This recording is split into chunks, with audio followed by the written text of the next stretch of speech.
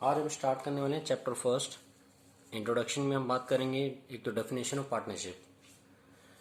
तो पहले तो डेफिनेशन की हम बात करेंगे। According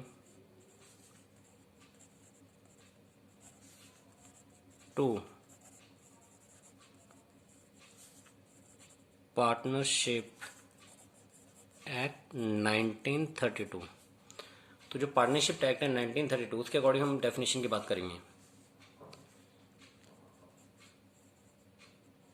partnership is the relation of persons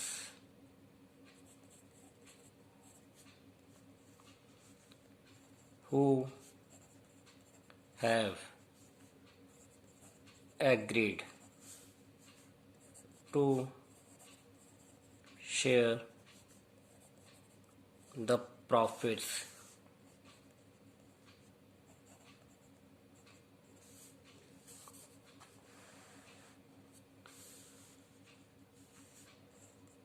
of a business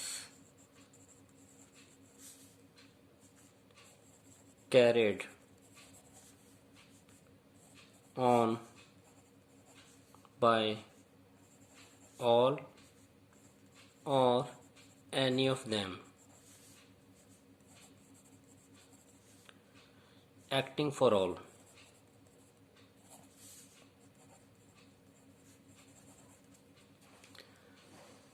तो अगर आप डेफिनेशन देखें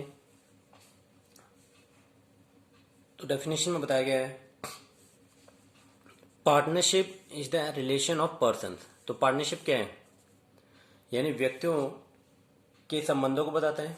who have agreed to share, जो कि सहमत हुए the profits of a business, जो बिजनेस का प्रॉफिट है उसको शेयर यानी बांटने के लिए सहमत हुए। कैरिड ऑन बाय ऑल, जो कि सभी के द्वारा चलाया जाएगा। और any of them acting for all, या उनमें से किसी एक के द्वारा जो उनके बिहाव पर बिजनेस को चलाएगा। तो ये क्या है भाई, व्यक्तियों का एक समूह है और जो किसी बिजनेस के प्रॉफिट को बांटने के लिए सहमत हुए हैं, जो उन सभी के द्वारा या उनमें से किसी एक के द्वारा चलाया जाएगा, जो सबके बिहाव पर बिजनेस को चलाएगा। इसके बाद हम बात करते हैं भाई इसकी फीचर्स क्या है, विशेषताएं क्या हैं। तो यहाँ पे हम बात करेंगे फीचर्स की। भाई क्या क्या विशेषताएं हैं। तो पहली विशेषता तो है कि इसमें 2 और मोर पर्सन्स, यानी 2 और 2 से अधिक व्यक्ति इसमें होने चाहिए। तो एक चीज ध्यान रखने में 2 और 2 से ज्यादा व्यक्ति होने चाहिए तभी पार्टनरशिप कहलाएगी। किसी एक के होने से पार्टनरशिप नहीं होगी। लेकिन किस किस को यहां पर अलाउड नहीं है, यानी except the following. Except the following का मतलब कौन कौन पार्टनरशिप में नहीं आ सकता। एक तो ध्यान रखना माइनर, यानी जिनकी एज 18 साल से कम है वो पार्टनरशिप में नहीं आ सकते। दूसरा अनसाउंड माइंड, यानी ऐसे लोग जिनका माइंड अनसाउंड है। अनसाउंड मतलब जो मेंटली डिस्टर्ब है या जिनमें सोचने समझने की शक्ति नहीं है, वो व्यक्ति इसमें शामिल नहीं हो सकते हैं, यानी पार्टनरशिप में नहीं आएंगे। ध्यान रखना। एक तो ये इसकी विशेषता, फीचर्स बोलो या विशेषताएं बोलें एक ही बात है। ये आप करेक्टरिस्टिक्स बोलें। तो third persons of disqualified by law, यानी ऐसे लोग जो कि लॉ के द्वारा डिसक्वालिफाइड कर दिए गए हैं। तो persons of disqualified by law, यानी कानून के द्वारा जिन लोगों को डिसक्वालिफाइड कर दिया गया है, यानी अयोग्य घोषित कर दिया गया, वो लोग भी पार्टनरशिप में नहीं आ सकते हैं। तो ध्यान रखना, 2 या 2 से ज़्यादा लोग मिलकर पार्टनरशिप के अंदर इंटर करते हैं, लेकिन इन तीन की हम बात करें, माइनर की, अनसाउंड माइंड की और जो डिसक्वालीफाइड बाय लॉ है, ये लोग पार्टनरशिप में इंटर नहीं कर सकते हैं। अब अगर हम बात करें मैक्सिमम नंबर, कितने नंबर पार्टनरशिप में आ सकते हैं, तो मैक्सिमम नंबर्स की अगर हम बात करें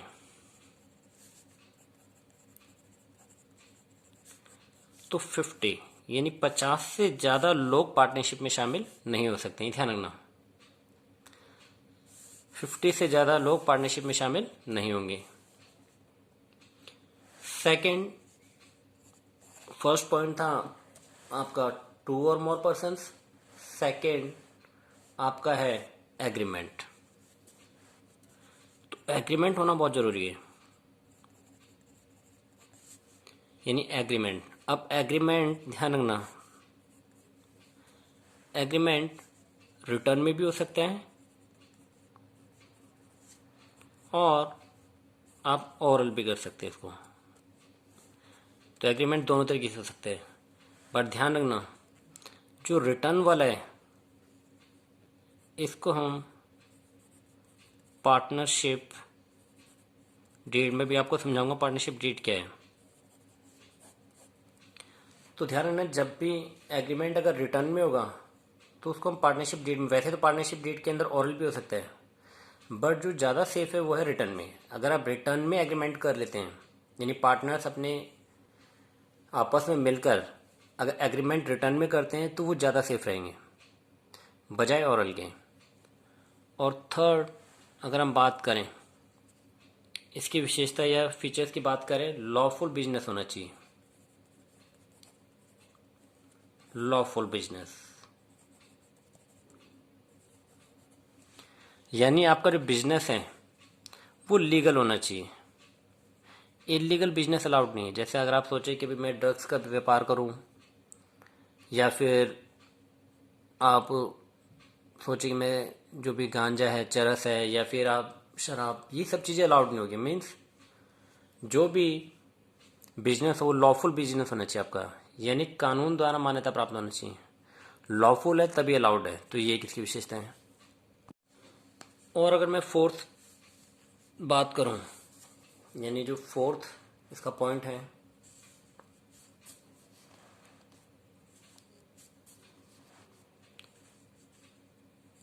अगर हम फोर्थ की बात करें तो profit sharing.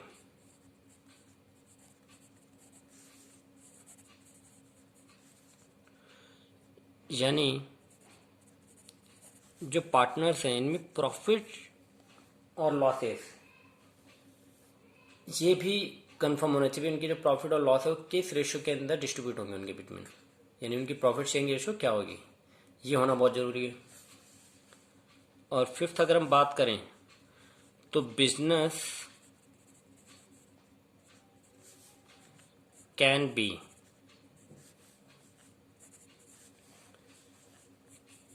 Carried by all. ये मैंने डेफिनेशन में भी बात की थी इसकी, भाई बिजनेस या तो सभी के द्वारा चलाया जाएगा और any of them acting for all. यानी बिजनेस या तो सब मिलकर चलाएं या उनमें से कोई एक चलाए सबके बिहाफ पर। तो ये भी एक इसकी विशेषता है। अब इसके बाद हम बात करते हैं राइट्स, यानी जो पार्टनर्स हैं, यानी जो पार्टनरशिप के अंदर जितने भी पार्टनर हैं उनके राइट्स क्या हैं। तो यहाँ पे हम बात करेंगे राइट्स ऑफ पार्टनर्स। भाई पार्टनरशिप में जो जो लोग शामिल हैं उनके क्या क्या अधिकार हैं। तो इसको आप अधिकार भी लिख लेना है अगर हिंदी वाले हैं। राइट्स ऑफ पार्टनर, तो पहला तो इनका जो राइट्स है वो पार्टिसिपेट कर सकते हैं मैनेजमेंट में, यानी पार्टिसिपेट इन मैनेजमेंट, यानी मैनेजमेंट में पार्टिसिपेट कर सकते हैं, भाग ले सकते हैं। दूसरा, इंस्पेक्ट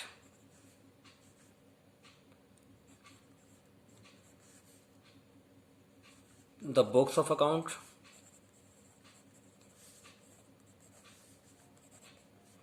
यानी जो बुक्स ऑफ अकाउंट है भाई उसकी जांच कर सकते हैं, उसको चेक कर सकते हैं।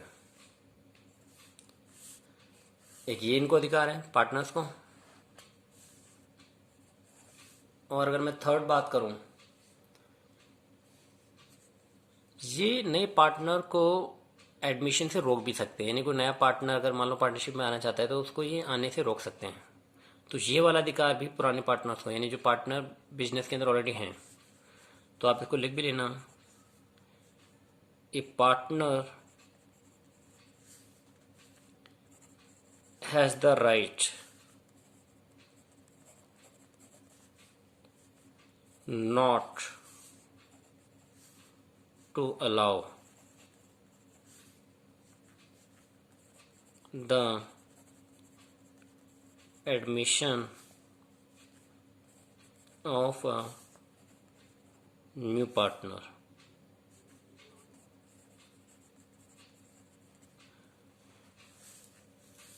तो जो पार्टनर्स हैं, जो एग्जिस्टिंग पार्टनर्स हैं, वो नए पार्टनर को आने से रोक सकते हैं, यानी उसके एडमिशन पे बाउंडेशन लगा सकते हैं, आने से मना कर सकते हैं। ये वाला राइट भी पार्टनर्स का जो ऑलरेडी पार्टनरशिप में हैं।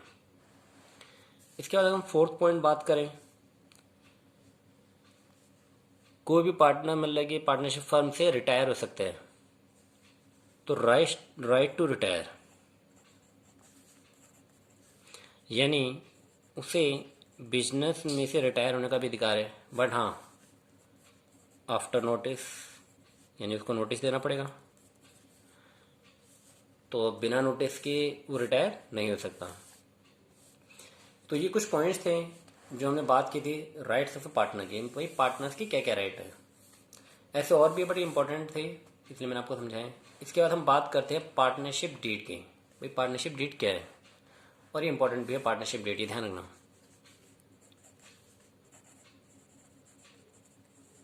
पार्टनरशिप डीड या इसको साझेदारी संलेख भी बोलते हैं, पार्टनरशिप डीड। तो अगर हम पार्टनरशिप डीड की डेफिनेशन की बात करें, एक छोटी सी डेफिनेशन यहाँ पे आप लिख भी लेना।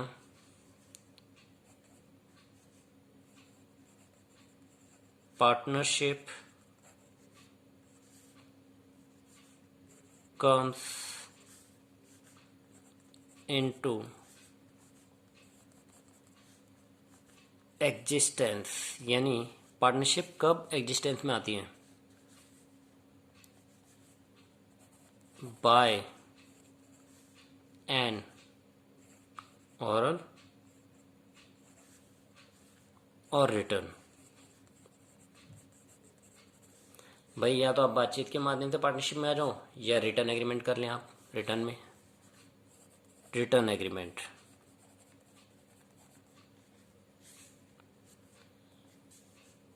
और इसमें आप नेक्स्ट भी आप थोड़ा सा लिख लेंगे इसमें, इट इज़ बेटर, मैंने पहले ही बताया था कि अगर पार्टनरशिप रिटर्न में होती है तो आप ज़्यादा सेफ रहेंगे। अगर मान लो कोई डिस्प्यूट होता है, मान लो आपके प्रॉफिट शेयरिंग इसमें कोई डिस्प्यूट है, या बिजनेस को चलाने में किसी तरह का डिस्प्यूट आ रहा है, या फिर आपके इंटरेस्ट ऑन लोन है, इंटरेस्ट ऑन कैपिटल है, इंटरेस्ट ऑन ड्राइंग है, सैलरी टू पार्टनर है, तो बहुत सारे ऐसे पॉइंट्स होते हैं जहाँ पे डिस्प्यूट बन सकते हैं, या फिर जो साइन की अथॉरिटी है वो उनके बीच में एक इशू बन सकता है।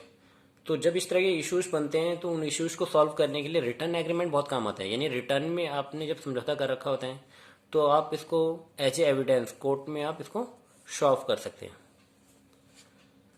तो यहाँ मैं लिख भी रहा हूँ ये line, it is a better,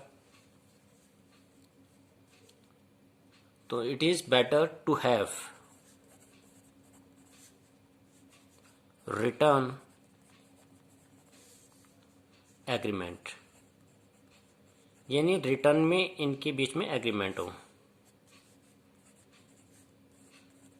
to avoid any dispute,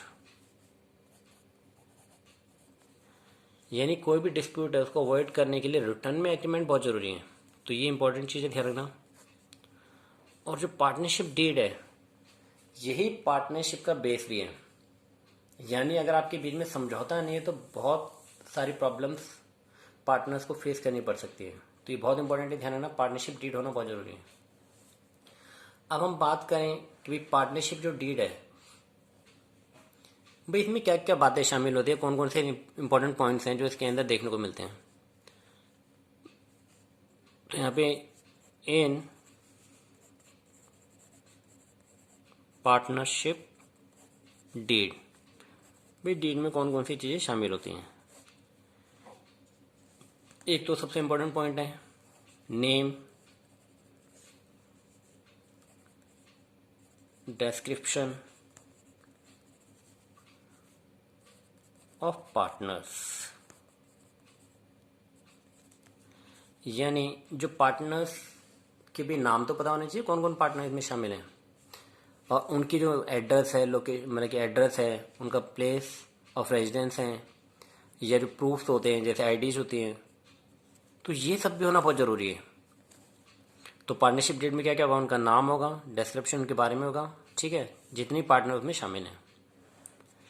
दूसरा नेचर ऑफ बिजनेस, भाई बिजनेस किस प्रकार का करोगे, ये बहुत ज़रूरी है। तो नेचर ऑफ बिजनेस ये बहुत इंपॉर्टेंट है कि बिजनेस आप किस चीज़ का करना चाहते हैं, मैन्युफैक्चरिंग का है, सर्विस का है, या फिर आप कोई कंसल्टेंसी की सर्विस करना चाहते हैं, मतलब किस तरह की आप बिजनेस को रन करना चाहते हैं, ये बहुत ज़रूरी है। तो नेचर ऑफ बिजनेस मेंशन होगा पार्टनरशिप डीड के अंदर। प्लेस ऑफ बिजनेस, भाई बिजनेस का प्लेस कहाँ पर है, ये बहुत ज़रूरी है। जैसे आपने बहुत सारी कंपनियों को सुना, कहते हैं इसका हेड ऑफिस तो अमेरिका में है, इंडिया में है, या जापान में है, लेकिन बाकी देशों के अंदर ये कंपनी रन करती है, काफ़ी सारे देशों में अपना व्यापार करती हैं। तो प्लेस ऑफ बिजनेस भी पता होना चाहिए। नेम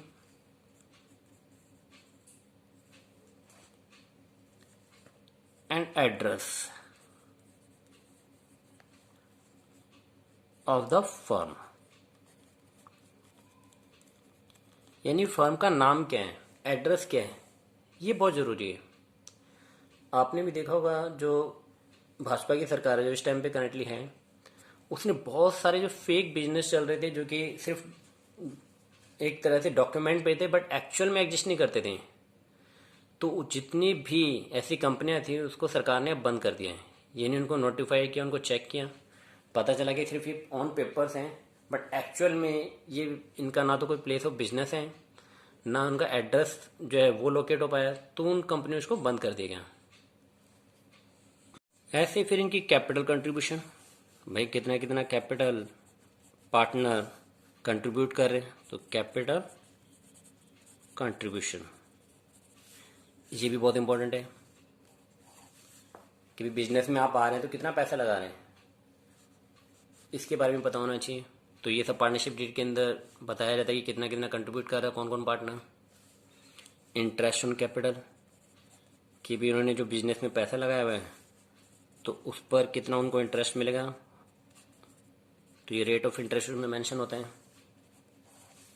ऐसे ही इंटरेस्ट ऑन ड्राइंग्स,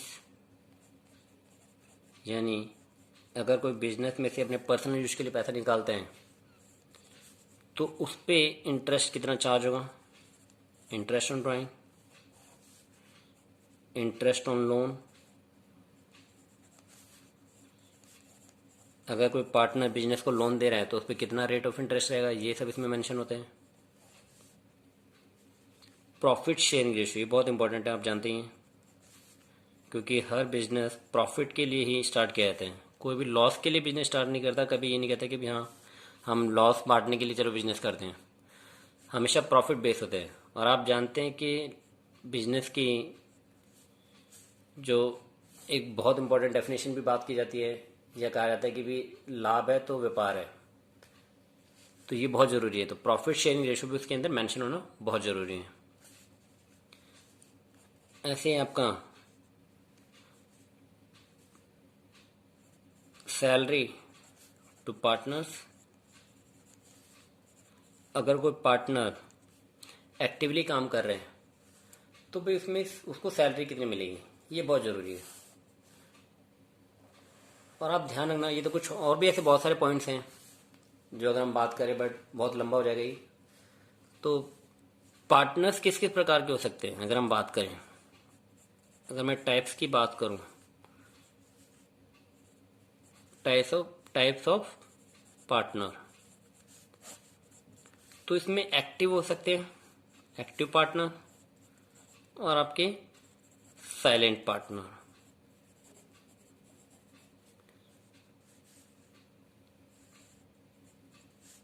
एक्टिव और साइलेंट। एक्टिव मतलब जो एक्टिवली बिजनेस के अंदर काम कर रहे हैं। साइलेंट पार्टनर वो होते हैं जो बिजनेस में पैसा लगाते हैं बट एक्टिवली काम नहीं करते, कहते हैं हम पैसा दे सकते हैं और काम आप करेंगे। तो ऐसे बहुत सारे अगर हम बात करें इस तरह के साइलेंट और एक्टिव पार्टनर भी देखने को मिलते हैं। इसके बाद अगर हम बात करें, सबसे इम्पोर्टेंट क्वेश्चन भी है, इसको आप मोस्ट इम्पोर्टेंट भी डाल लेना, in the absence of partnership deed, और इस पर क्वेश्चन भी पूछते रहते हैं, in the absence of partnership deed, कि भी जो पार्टनर्स हैं अगर उनके बीच में डीड ही नहीं है, तो ध्यान रखना यहाँ पे, इसको लिख भी लेना, मोस्ट इम्पोर्टेंट। अगर पार्टनरशिप का अभाव पाया जाता है, एब्सेंस का मतलब अभाव, अगर पार्टनरशिप नहीं है, in the absence of partnership deed, तो भाई रूल कौन से फॉलो होंगे, following rules will be follow. तो कौन कौन से रूल फॉलो होंगे, एक तो ध्यान रखना, जो इंटरेस्ट ऑन कैपिटल है, यानी जो पार्टनर्स ने बिजनेस में पैसा लगाया है, तो interest on capital will not be allowed, उनको अलाउड नहीं होगी। दूसरा, इंटरेस्ट ऑन ड्राइंग, अगर हम बात करें इंटरेस्ट ऑन ड्राइंग्स की, interest on drawing will not be allowed, ये भी अलाउड नहीं होगी, एक चीज तो ध्यान रखना। थर्ड, सैलरी टू पार्टनर्स, तो यहां पे एक चीज ध्यान रखना, interest on drawings will not B charge, यहां पे लिख लेना चार्ज, यानी चार्ज नहीं की जाएगी। Salary to partners will not be allowed, ये अलाउड नहीं होगी इनको, एक चीज पे ध्यान रखना। तो इंटरेस्ट ऑन कैपिटल ये भी नहीं मिलेगी, इंटरेस्ट ऑन ड्राइंग चार्ज नहीं की जाएगी, और सैलरी टू पार्टनर्स ये अलाउड नहीं होगी। इसके बाद हम बात करते हैं इंटरेस्ट ऑन पार्टनर्स लोन। अगर पार्टनर ने लोन दे रखा फर्म को, तो ध्यान रखना at the rate 6% per annum से उसको अलाउड होगा, चाहे पार्टनरशिप में कुछ भी ना कहो, तब भी पार्टनर के लोन पर 6% इंटरेस्ट उनको अलाउड होगा। फिफ्थ, अगर हम बात करें कमीशन, किसी भी पार्टनर को कमीशन अलाउड नहीं होगा, तो commission will not be allowed, यानी उनको कमीशन किसी भी प्रकार का अलाउड नहीं होगा। और सिक्स्थ जो इम्पोर्टेंट है, अगर पार्टनरशिप में कुछ नहीं कहा गया, पार्टनरशिप डीड नहीं है, तो प्रॉफिट विल बी डिस्ट्रीब्यूटेड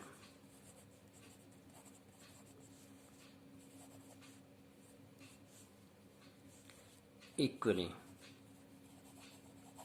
यानी पार्टनर्स को अब जो प्रॉफिट मिलेगा वो बराबर बराबर मिलेगा, और जो लॉसेज है वो भी बराबर बटेंगे। तो इक्वली डिस्ट्रीब्यूट होगा, ये एक इंपॉर्टेंट पॉइंट है, ध्यान रखना। तो ये चैप्टर में हमने इंट्रोडक्शन की बात की है, मैंने काफ़ी कुछ इसमें कवर अप करने की कोशिश की है। इसके बाद हम चैप्टर स्टार्ट करेंगे एडमिशन ऑफ ए पार्टनर।